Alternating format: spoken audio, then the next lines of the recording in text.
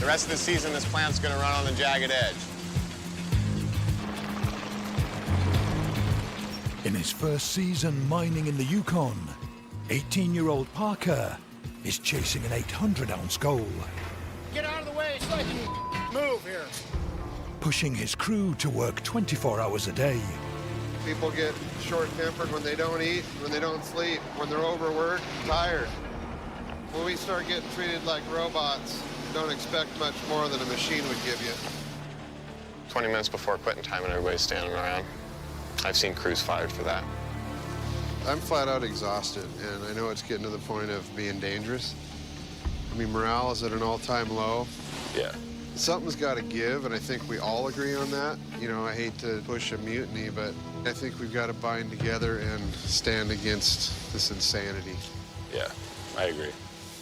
It's for the team. It's actually in Parker's best interest. He just doesn't realize it. Agree. We're dealing with a child. All right. Thanks, man. Yep.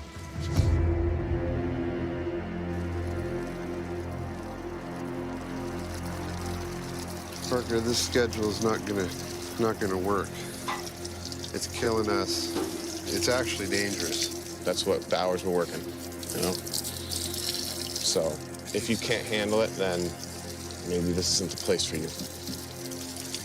You're not considering your crew. I know I'm not the only one that feels this way. If you're not happy, then you can leave. The door is always open. You haven't End of held conversation. up- you haven't End of held- conversation. That's Don't why, talk. No, that's why no. people don't approach Okay, you. just leave. If you want to rally them up and come after me, you go ahead and do that. I don't give a. We're working our asses off out here. Now, he needs to see both sides. We're giving to him, give, and he take. It's time to take back a little bit. I don't give a. Wants to allow things up. That's the one thing that'll get him sent home. His crew threatening open revolt, Parker heads to Alaska, seeking out his most trusted advisor, Grandpa John. Hello, Parker. Hey, Grandpa. Am I glad to see you? You too. Oh. Gee, you've been gone since the first part of April. Yeah, no, I haven't seen you in a long time. How are things going with you, Parker? I mean, things up there are tough. I'm having problems with people, and you know how those go. Well, you have the challenge of your crew, a little bit hesitant to deal with an 18-year-old man, and I share somewhat your concerns. I came here when I was 19. One of the big problems is just, you know, motivating my crew. A lot of them just kind of check in and check out. Well, that's probably the biggest problem of any job is to have the crew motivated. So you've got to establish some confidence on their part to work with you. Right. I'll tell you what it really is the crew are attracted by the incentive of getting paid with gold. I hear you. Don't give up. I have confidence you're going to come out well. Thanks. I got some really good advice from my grandpa. You know, we've been burning the candle at both ends up there in the Klondike, and it's good to take a step back.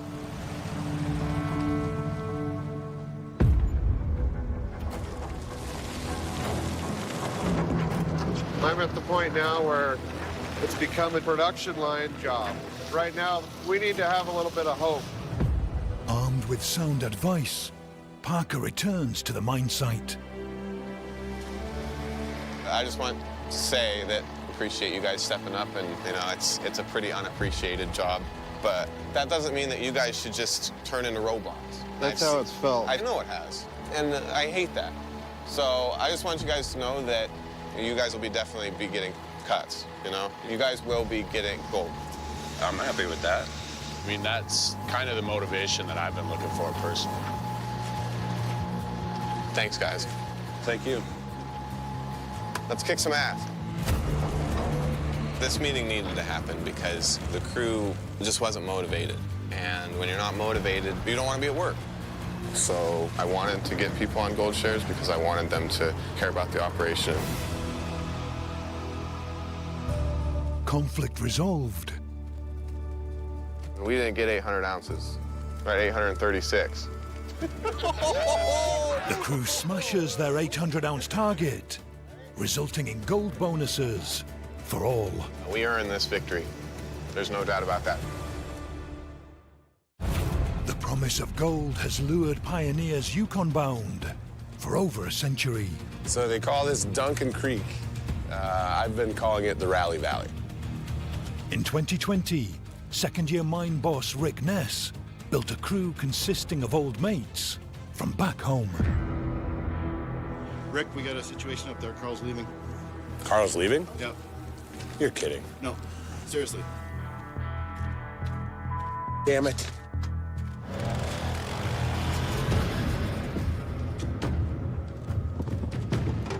This guy. Taking all my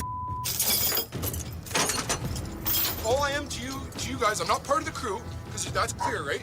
I'm your all your other mechanic. I'm gonna leave. I've been That's not the case. It's not. How am I part of the crew? I get to go to work early, I get to go stay late. That was my final straw, right? Them, everybody, yourselves. Your friends. They're awesome guys. They're dog workers. I'm sick of it. Right? I made this clear, right? Yeah, and we just had a talk about it, about how we were going to get through the rest of this season and deal with it next year. Again, why are we doing this again right now? We talked about Right? this. I said I stupidly thought things would get better, and we talked about it and came to a conclusion. You guys, man, so unappreciated. Like you guys can do the season without me. Take your gold bonus, stuff it in your ass.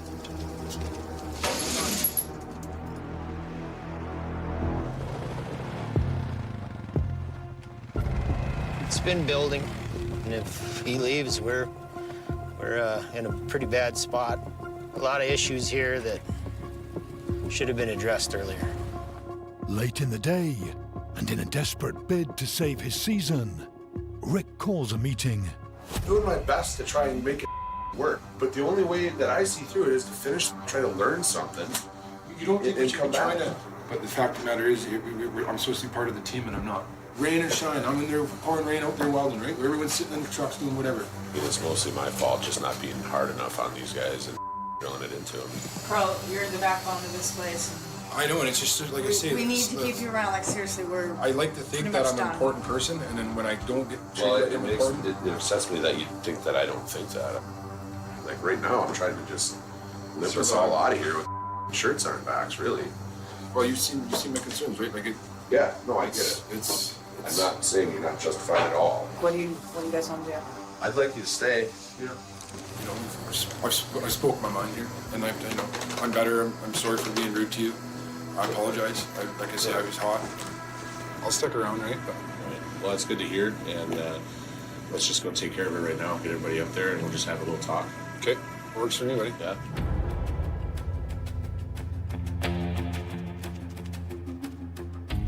This is a frustrating season. I think we can all admit that. And the problem with that is that you can tend to check out, and that's going to stop. That's the only way we're going to get through this season. Carl's a good guy. I got a lot of respect for him and what he's done, and it's not fair. We have to all just step up, help each other, and do our parts. Yeah, the whole not my job attitude, I'm done with it, right? Yeah. So, we work as a team, right? Pretty simple. We all agree to that? Yeah. Absolutely, man. Yes, sir. We got a limited amount of time left. Let's finish strong. Yeah. Let's go!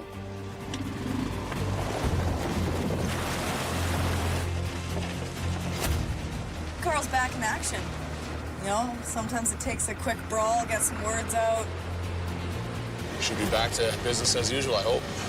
Hopefully we got no more problems. With Carl returned to the fold and the crew whipped into shape, Rick gets back on the gold. Oh, man. That was for you guys. And hits his 500-ounce break-even target.